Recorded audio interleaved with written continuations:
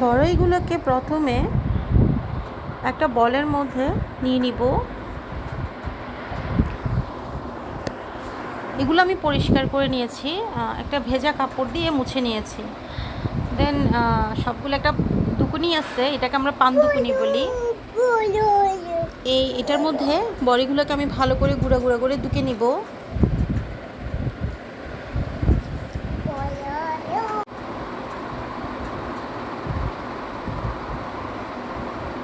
এটা ধুতে কিন্তু হাত অনেক ব্যথা করে। আমার এটা করার পরের দিন হাতটা কিন্তু খুবই পেন করেছিল।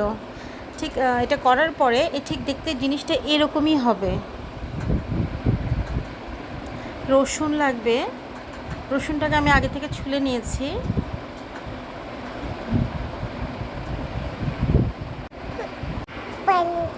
হ্যাঁ, রসুনটাকে আমি এটার মধ্যে দিয়ে, হামনদিস্তা এটার মধ্যে দিয়ে আমি ঢুকে নিব, এবং গুড়টাকেও আমি এভাবে করে এটার মধ্যে ঢুকে নিব, গুঁড়া করে নিব।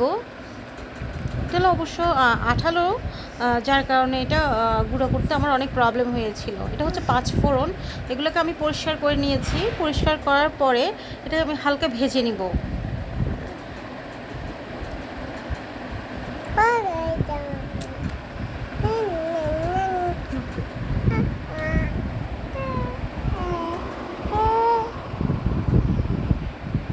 এরপর এটা আমি শিলপাটার মধ্যে বেটে নিব। মিহি করে এটা বাটতে হয়।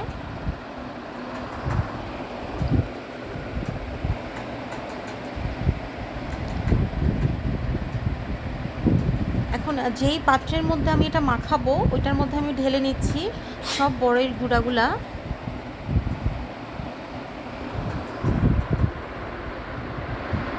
তারপর রসুন বাটাটা আমি দিয়ে দিচ্ছি, যেটা আমি হামদিস্তার মধ্যে করে নিয়েছিলাম।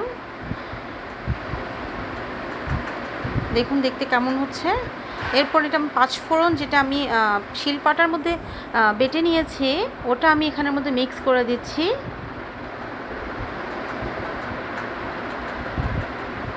হ্যাঁ, গুড়টা দিয়ে দিলাম। এটা হচ্ছে গুড়, গুড়টা ঠিক এভাবে আঠালো আঠালো হয়েছিল। এরপর এটা আমি একটু সরিষার তেল দিয়ে, হ্যাঁ, এটা আমি মাখাবো।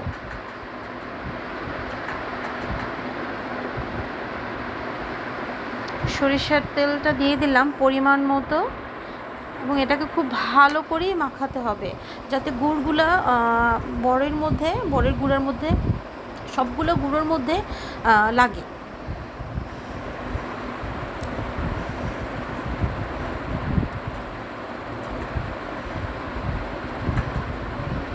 এটা আমি একটা বয়ামের মধ্যে ঢেলে নিয়েছি। আমি কিন্তু এখানে লবণ মিক্স করেছি, যদিও এটা হয়তো ভিডিওতে আসেনি। আমি একটা ভালো করে মাখার পর আমি একটা বয়ামের মধ্যে নিয়েছি, এবং সবশেষে সরিষার তেল ঢেলে দিয়েছি। হ্যাঁ, যাতে সরিষার তেলটা যখন দিব তখন এটা আর একটু স্টিকি হবে।